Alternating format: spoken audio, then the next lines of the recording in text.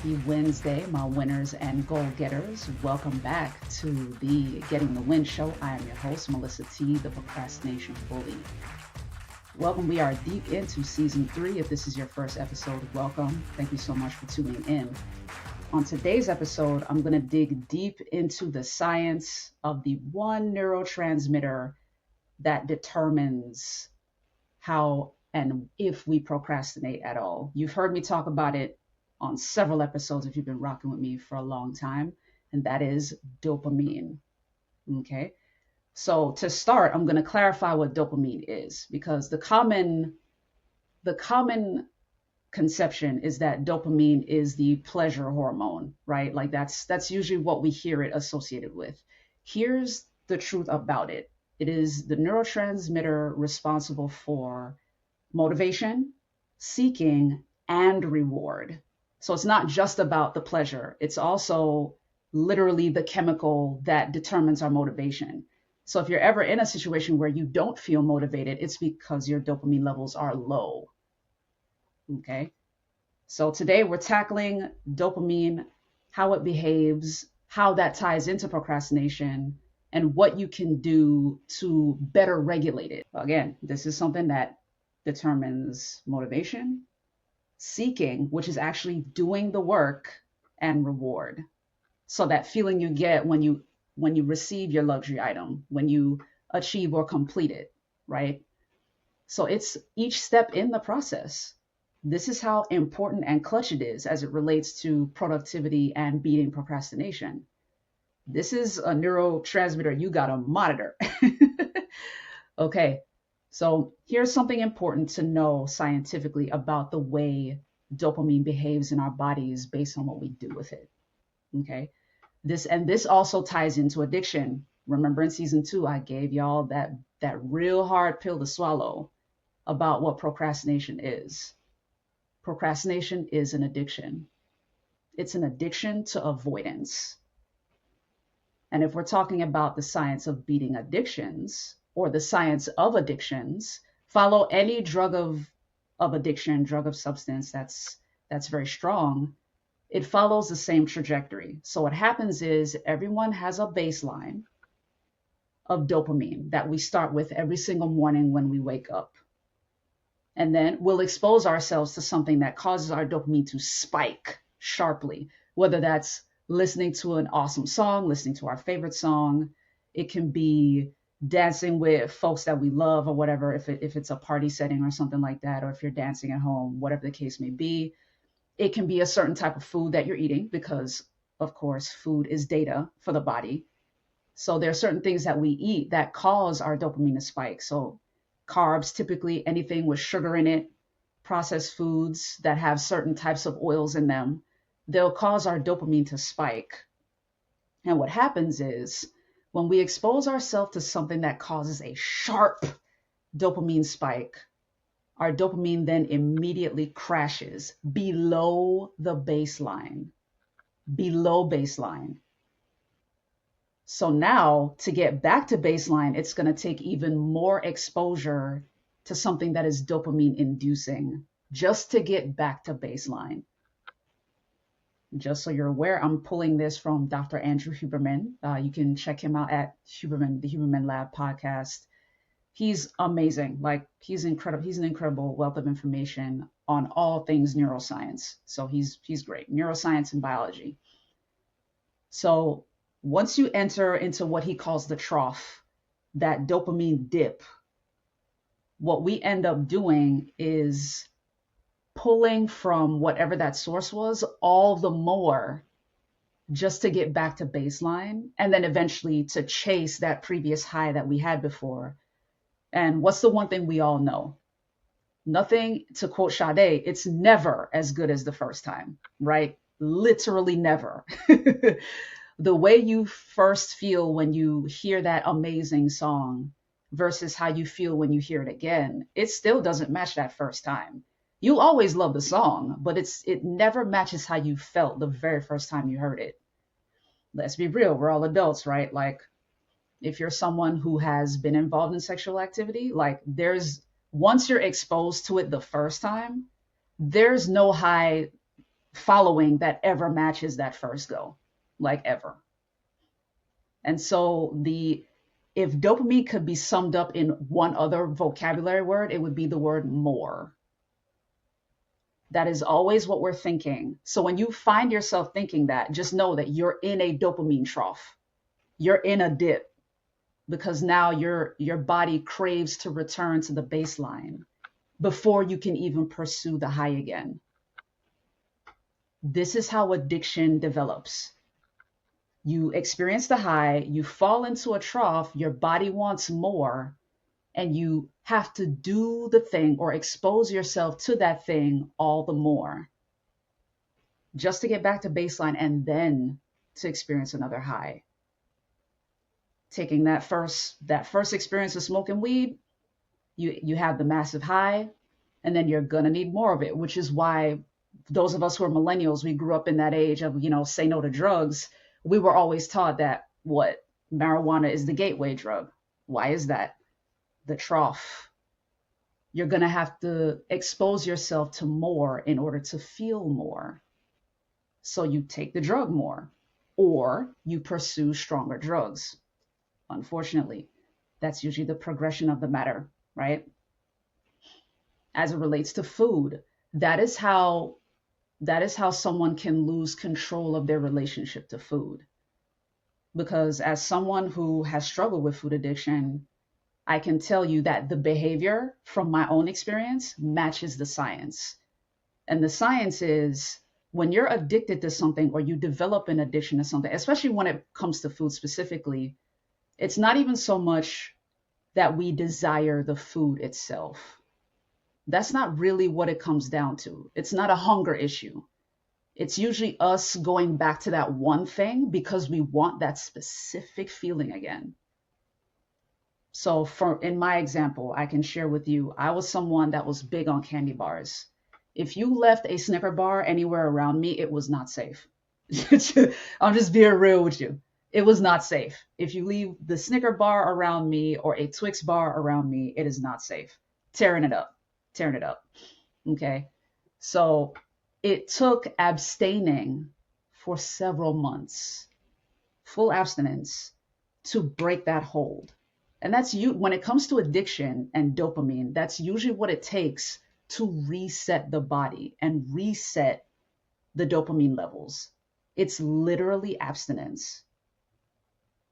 The most practical version of this is sleep, because that's how we reset our dopamine levels every day from a practical standpoint. Sleep is the most effective way to do it. That's a form of abstinence, right? We're not doing anything when we're sleeping, right? So as it relates to any addiction, any distractive behaviors, as I called in a previous episode, comfort crutches, the things that we tend to gravitate to procrastinate, if you want to break those, the most effective way to do it is abstinence. Dr. Huberman recommends 30 to 60 days, abstaining from that behavior for 30 to 60 days.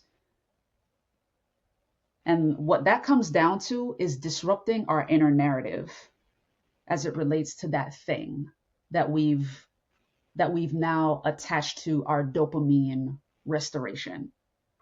Whether that's the food, whether it's sex, whether it's a drug, whether sometimes it is sleep. There are some people who prefer to sleep as a means of escape, and they prefer that. They don't want to do anything. And of course, that speaks to depression as well. But when it comes to that specific dopamine behavior, we have a narrative in our mind now that unless we get this thing, we won't feel normal. This specific thing, we need this specific thing to feel normal. And once we're back at baseline, then we get our motivation back and our ability to move the needle, right? To seek and to get reward. Because all of those things are tied into dopamine. That is what dopamine is responsible for. So technically, it's not a bad hormone. It's not anything to be vilified. It's actually something that we need to cherish and modulate. It's something we have to monitor. So you guys have heard me talk about self-regulation. So this discussion that I'm giving you about the narrative this is when we move towards the solution. So we have to disrupt the narrative in our minds as it relates to whatever that thing is that we've attached to restoring our dopamine levels to normal. So here are some ways that you can disrupt that narrative. Because really, that's all it takes. It just takes a disruption. It takes a breaking of the habit. So one of the first things you can do, you've heard me talk about this all of season 3, if you've been rocking with me, is journaling. Writing out what it is you want to see yourself doing. The version of you that does not have that habit. The version of you that you want to be. Remember the episode before where I talked about the journal prompts, one of the journal prompts was writing out all of the tasks and behaviors that the version of you want to become would be doing, and making those behaviors, those habits, those tasks your present day tasks. So this is one of those things that disrupts the narrative in our mind that we must do this one distractive behavior, this one dopamine inducing behavior. One of those ways to disrupt that narrative is to write down the version of you want to be and those tasks that you would be doing, and make those tasks your present ones. Okay. The next one sounds very basic. You've seen it before. You've probably wondered if it works, and it does, which is the rubber band tactic. You've likely seen people do it. Like some people will have a rubber band around their wrist or their hand, and they'll like snap it just to like feel the sting. Believe it or not, that is very effective. Here's the reason why those two approaches work. It's because it's physiological. In the episode before where I talked about the journal prompts and why journaling is so important, is that there is some physiological involvement with it. You're physically writing things out. So there is some sort of disturbance in your routine. There's a disturbance in your unhealthy routine. So if you're journaling about the person you want to become and those tasks that you need to do in order to become that person, you're involving both your mind and your physical body by doing that writing. And remember what I shared with you guys about the reconciling with your inner child exercise. The reason that was so helpful for me was that I wrote out my commitments to 7-year-old Mellissa.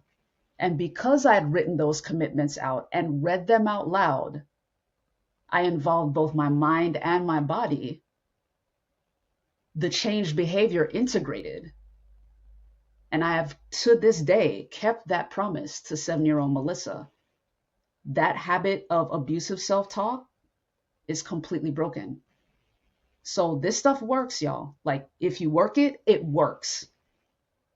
The reason the flicking of the rubber band against the wrist is effective is that it's physiological. In fact, it's Pavlovian. Those of you who are familiar with Pavlov, you know, the whole thing with the bell and the dog with the food, and basically training the dog to salivate. It got to the point where Pavlov could ring the bell and not bring the dog food, and the dog would salivate. It's a Pavlovian response. Like you're training your body to understand, wait, if I do this distracted behavior or this behavior that I don't want, there's pain associated with it. Let me not do it. You know what I mean? You want to not do that behavior. So the reason these behaviors are effective is that they're physiological. They involve both your mind and your body. So you may have tried some other methods, like maybe writing something on a mirror or putting post-it notes everywhere. It doesn't sink in deep enough because that's only visual. Visual reminders are good, but you'll need to do something that's also physiological to help it stick.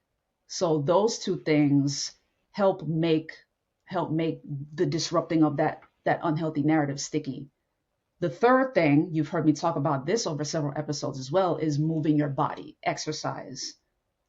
In terms of restoring those dopamine levels as well, moving your body, exercise.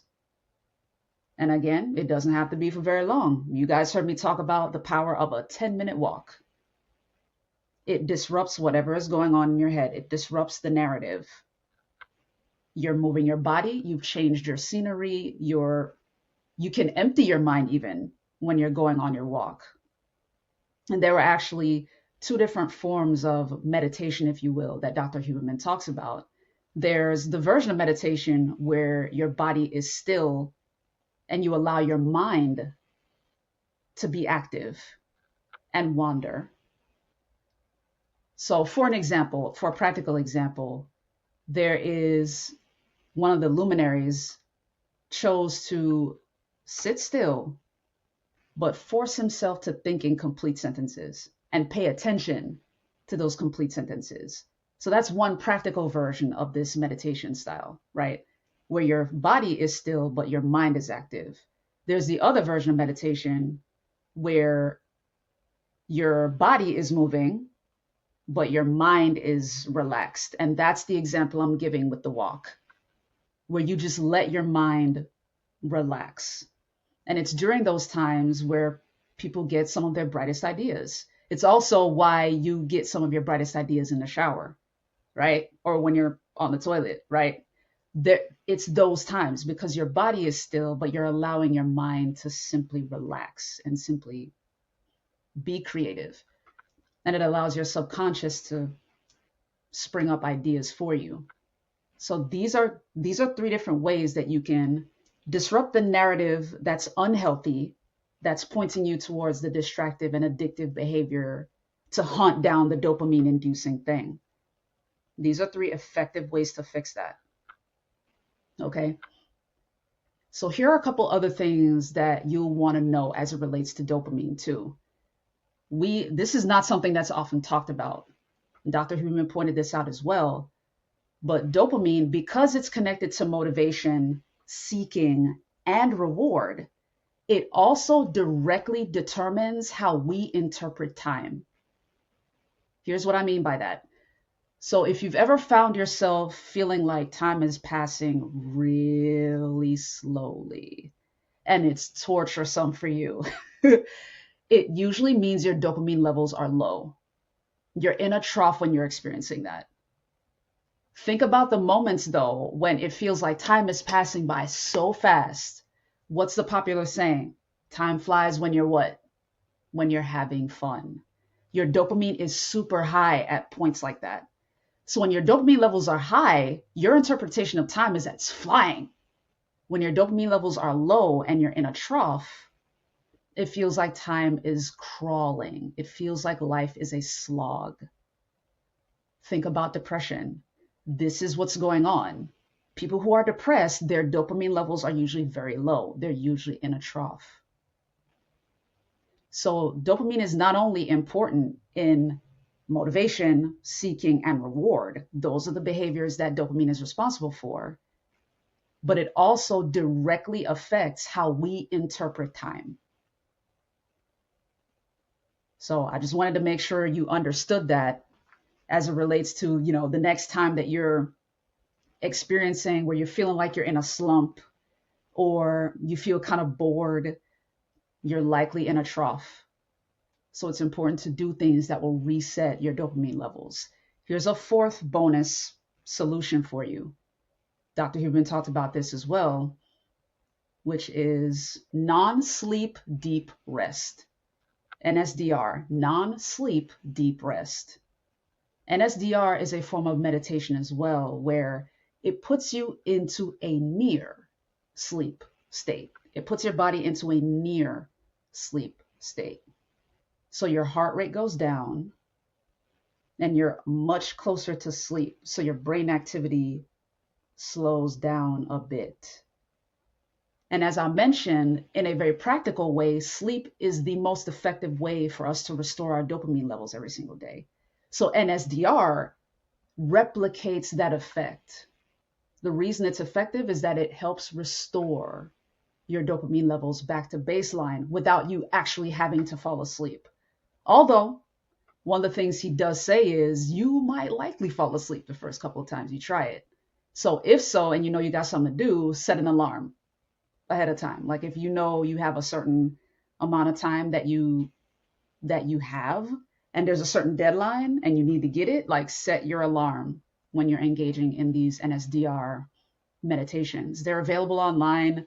Dr. Huberman has done a few himself. There are some in 10-minute intervals, some in 20 or even 30-minute or even 1 hour intervals.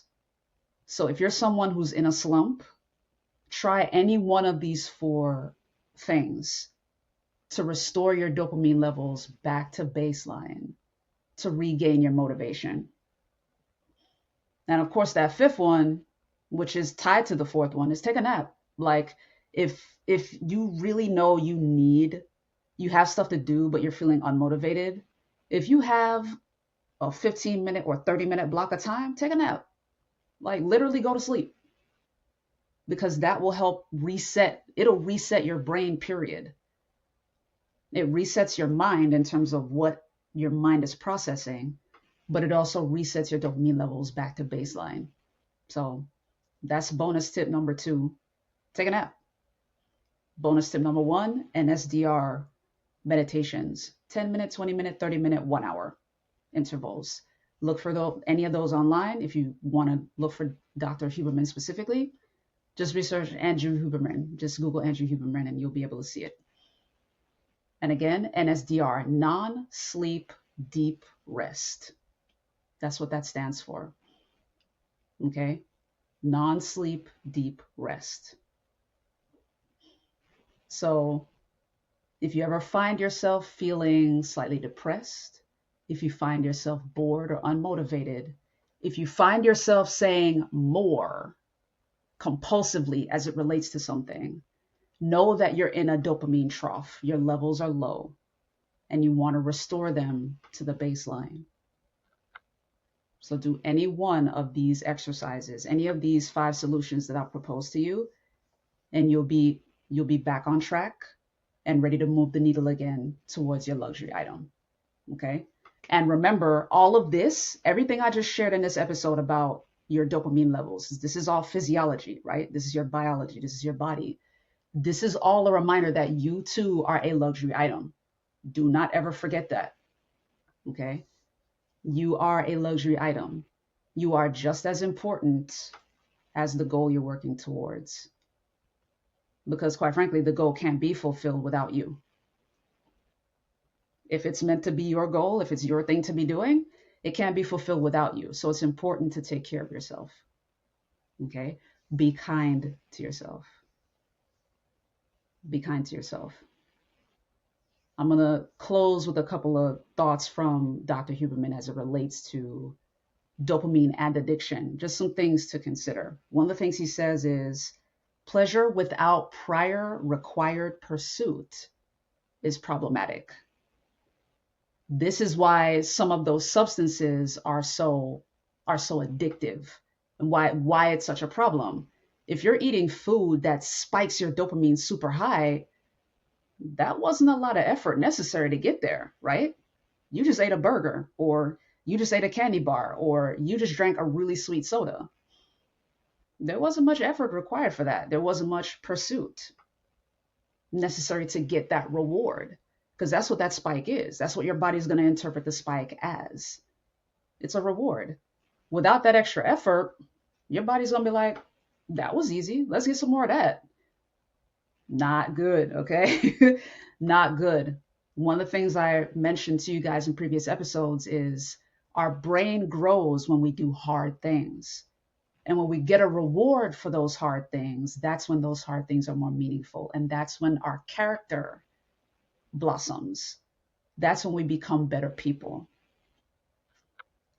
So yeah, pleasure without prior required pursuit is problematic. So keep that in mind. The other thing to consider is his definition of addiction. Addiction is the narrowing of the things that bring you pleasure. It's the narrowing of your sight of the things that can bring you pleasure. So remember what I said?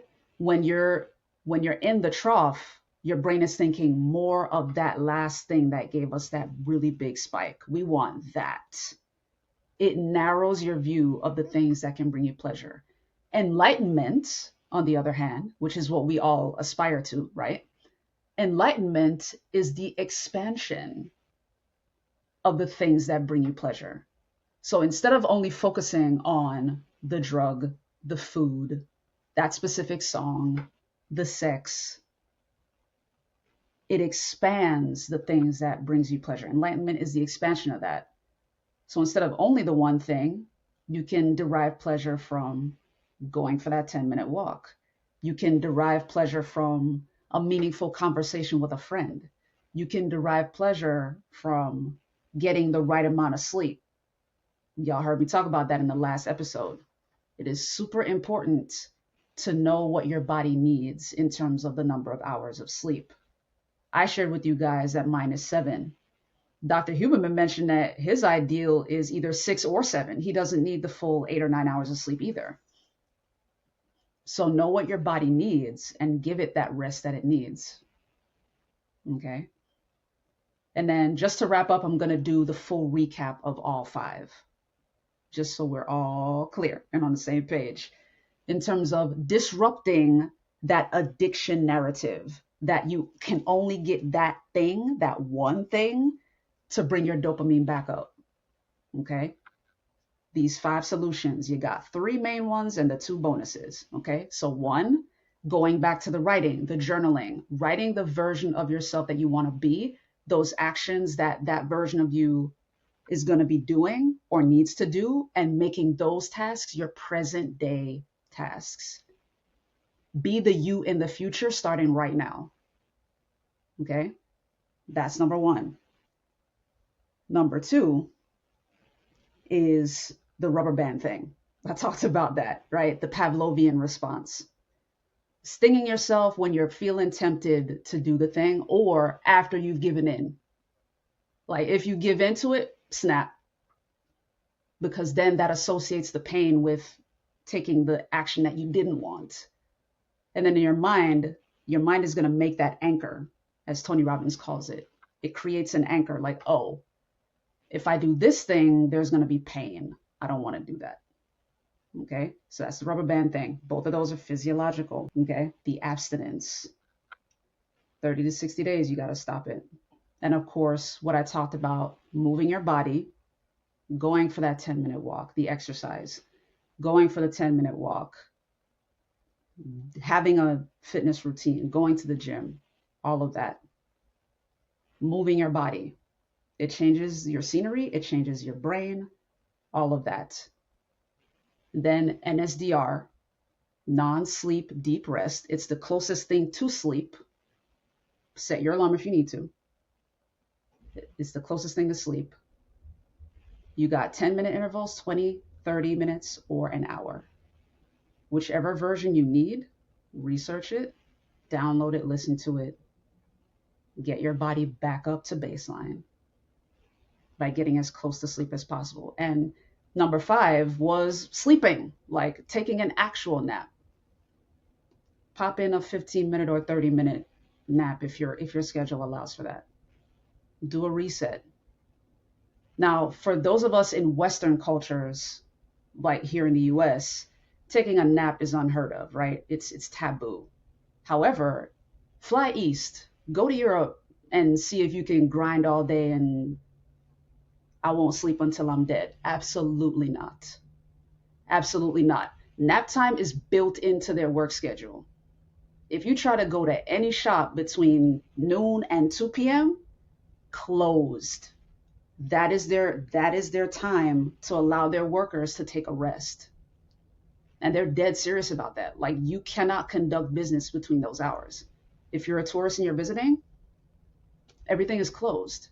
They are dead serious about maintaining the health of their workers. So feel free to implement that into your own schedule. If you're someone that works a 9 to 5, build it into your lunch break if you have to. Like if you're someone that needs sleep, or if you find yourself in a trough, you're always your workday always feels like a slog. If your lunch break is an hour, carve out 30 minutes out of that and go sleep in your car. Or, if there's a place where you can nap, carve out 30 minutes and go sleep.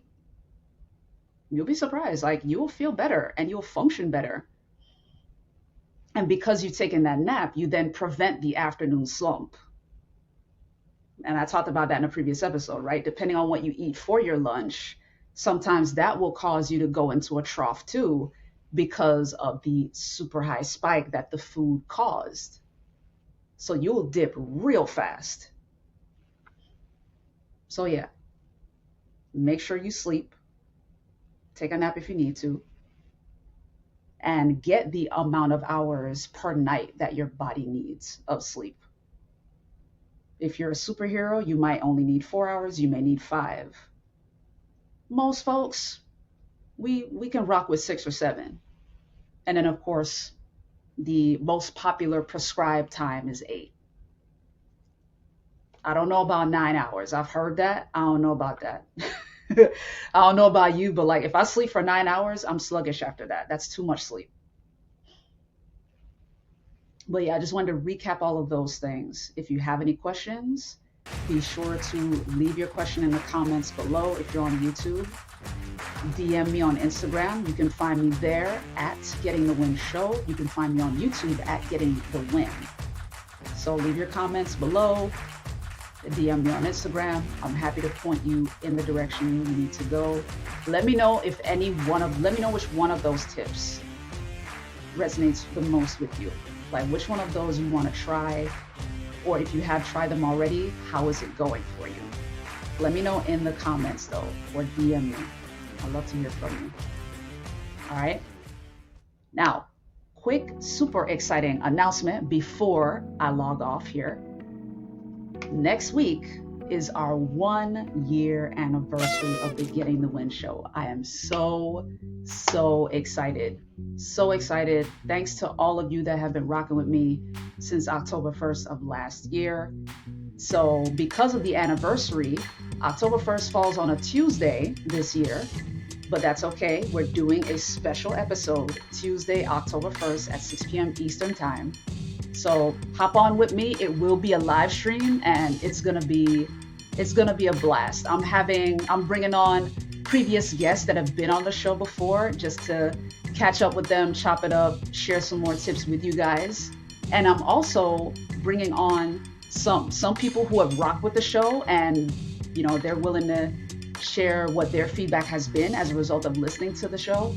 So, shout out to those folks who've been rocking with me and they've told me how much of a difference these episodes have made for them.